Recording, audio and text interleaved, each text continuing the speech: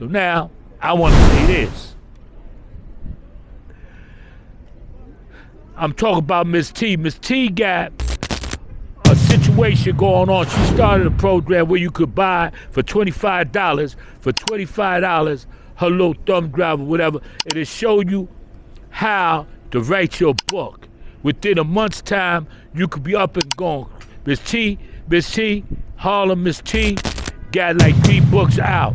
And she's popping, right? And she trying to teach the public, teach the people how to write their own books. If you got any kind of history, any kind of thoughts about anything that you done did in the past, you want to get on paper, purchase this thing, this thumb drive from Miss T.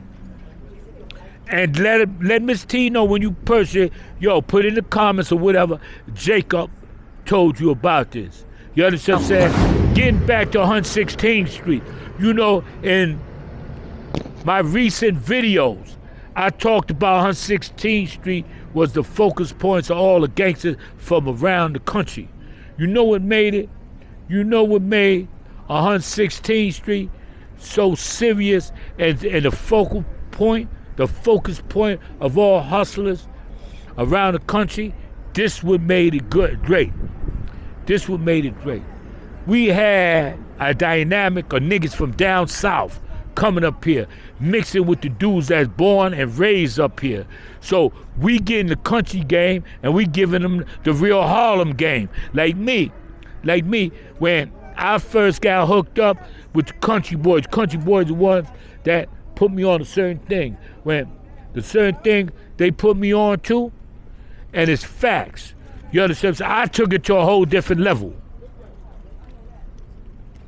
I was taking it to a different level than they took it to. See what I'm saying?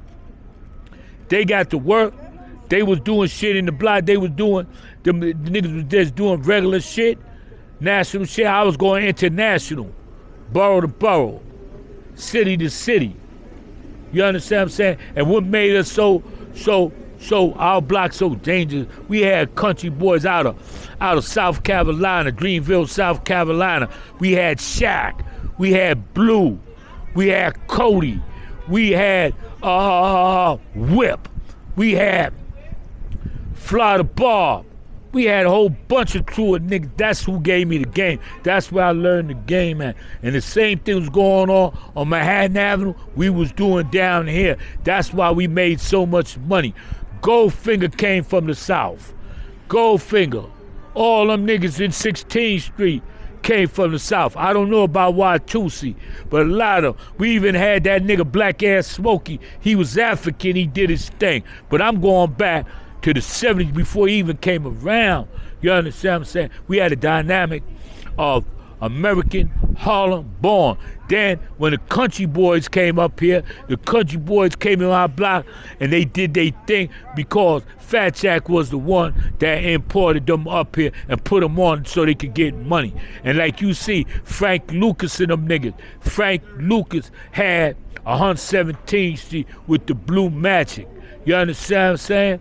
Frank Lucas. And a lot of them niggas, a lot of them niggas come from the South. The niggas, Sergeant Smack and all them niggas come from the South. So it was a big dynamic of born American people mixing with the Southern people, and we came together as one and got money. That's why it was so much money circulating, so much dynamic. How we getting the dog food, the heroin, how we was getting money, how we was partying, how we had clubs and everything, because the country boys brought that dynamic. Bumpy Johnson came from the South. Frank Lucas came from the South. Frank Matthews came from the South. Frank Matthews used to get high and leave his car, forget where his car at. You understand what I'm saying? I remember he left a nigga with a bag full of money. About $1 million in there, he forgot about it. The guy came up to him and said, yo, man, this is your... Frank said, let's go in. They went in there and found $1 million. He said, keep the money, I just want the bag. So it was a fusion of people from the South and up here. You understand what I'm saying? Because we know the rules, the backyards, the holes and everything, how to move around, and we taught the country boys what's going on up here. You see what I'm saying? That's like when the nigga gave me my package, right? When I first got the dust, I took that shit to a whole different level. I had people coming from everywhere. I had that dust all in the Bronx, all in Brooklyn. Had the dust everywhere. Niggas coming out of Jersey all over to buy my shit so they could make money. That's how powerful that shit was. That's how powerful that shit was. You understand what I'm saying? And who put me on?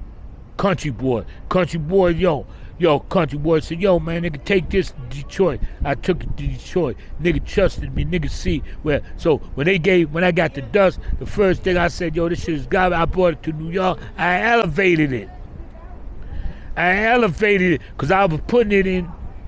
I was moving it around, like moving chairs. I was moving everything around. Bronx, Brooklyn. Niggas coming from Jersey, buying it up. Had 4-5 different places in Harlem. Niggas pull up and we run out. Yo, we have run out in 16. See, nigga go uptown and get it.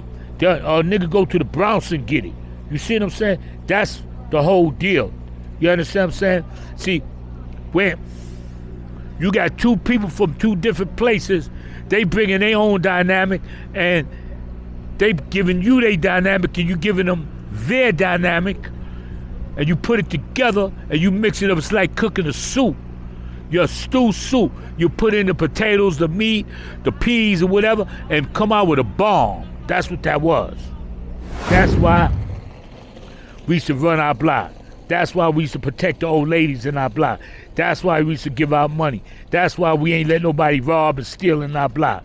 If motherfuckers know the protocol, if a nigga got a situation, gunshots, when the kids come by, the old ladies come by, niggas put a hole on that.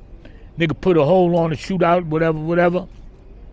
Niggas pass, niggas get back to business as usual. You see what I'm saying? That was the rules and regulation. And at one point, we had protocol. Certain people couldn't be touched without you going to talk to this person, talk to that person. You understand what I'm saying? And they did something bad, they get penalized. Real bad, they get penalized. That's how the rules and regulations now. Right now, everything is out of control. There's no more rules and no more regulations. But the main thing is for us, man, is to educate these youngsters on what's really going on. Educate and just let and put it out there. The game is over. The street game is over. You understand what I'm saying? If you're not getting barrels full like the cartel, nigga, you ain't getting no money. You gonna go to jail. You gonna go to jail and do 100 years. Look, you got 5 bundles. Within selling them 5 bundles, you could get caught by an undercover police, buy and sell. You understand? Nigga watching you from the police, watching you from the windows, take the thing, then you get a cell. You ain't even finished that. You didn't even finish that. Now you getting 10 years for that shit. Now you in jail forever.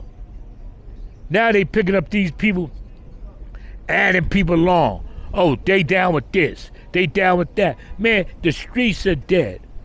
The money is there. You probably could grind them some money, but the streets is dead. You understand what I'm saying? The streets is dead. Because all you're going to do is go to jail like me. I went to jail about 6-7 times, nigga. I did my last bit, I did 17 years till I woke up. I did 17 years till I woke up to what the game is. It's no more game in the street. The game is what I'm doing right now. Sitting down, giving interviews. The game is writing books. The game is having lectures. The game is helping the community. You understand what I'm saying? Helping the community out. That's what the game is about. You understand what I'm saying? That's what we doing. We giving the young kids the insight to stay away from the prison system, because as you know, they make money off us in the prison system. They got private prisons where these niggas big sport people is investing in this. So they making money on us. If the prison system didn't exist, they couldn't make no money. They couldn't make no money. Right now, I think a bunch of prisons are shut down. because it's less people going to jail. Less people going to jail. So, this what I got to tell you today on a Saturday. This what I have to tell you. And again, check Miss T out. Check Miss T formula out. Get what she's selling, how to make your book so you can do it yourself, so you ain't got to ask nobody for help. I asked somebody, they told me they going to give me the paperwork, how to do it. They didn't even want to help me. Told me they ain't got time. But you know what? Nigga, I'm doing my thing now. I'm doing what I'm doing now. You know what I'm saying? I ain't playing no games with this. You got a lot of people, they want to play games all day long. Lie to you and everything, because a lot of people are selfish. They don't want to help the next man come up. You done came up, give me the formula so I could come up. So now, nobody trying to give the formula out. You got Miss T giving the formula out. When I heard that, I called. I said, she said, the first thing she said, you calling to buy my formula? I said, I called you to congratulate you. And I'm going to tell everybody about this on my platform when I do the next video. I just called her and told her. So you make sure when you buy something from us, say Jacob sent you heard it from Jacob, a.k.a. Rockstar, a.k.a. Jack the Dripper. Nigga, everybody made money, especially on 116th Street. Nigga, it's just that we wasn't letting no outsiders in, but if an outsider knew somebody and somebody said you was cool, it's cool. It's just like you knocking on somebody's door. You ain't gonna let a stranger in your house. So it's like stranger coming in your block. But once somebody vouch for you and say you cool, you cool. If that nigga fucked up, the nigga that vouched for you gotta handle that.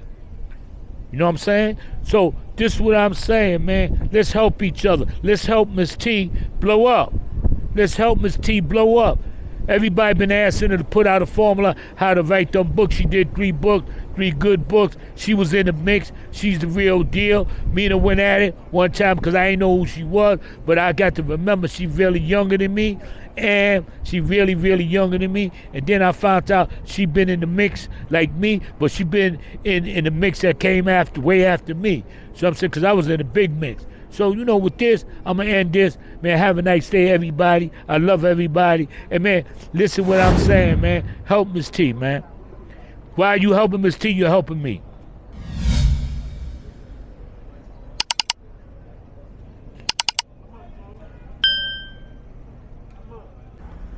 Bro, game over. $100 and better on my line, nigga. No 20, no 10s, none. $100 better. Niggas was stopping the bank? They tried to, and I was busting their ass. I was busting their motherfucking ass. Head track. When I seen all that money, I said, I quit, nigga. What?